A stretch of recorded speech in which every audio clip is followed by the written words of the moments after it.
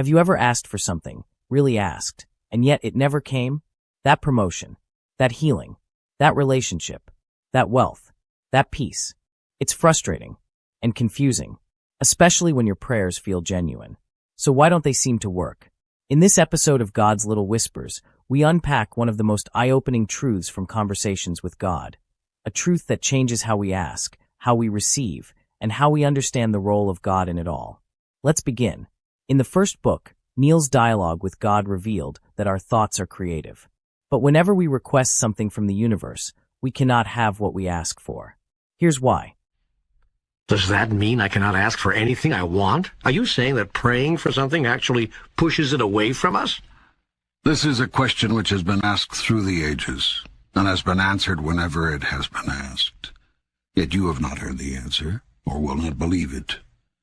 The question is answered again in today's terms and today's language, thusly. You will not have that for which you ask, nor can you have anything you want. This is because your very request is a statement of lack, and you're saying you want a thing only works to produce that precise experience, wanting, in your reality.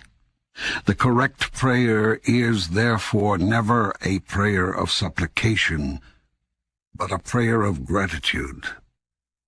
When you thank God in advance for that which you choose to experience in your reality, you in effect acknowledge that it is there, in effect.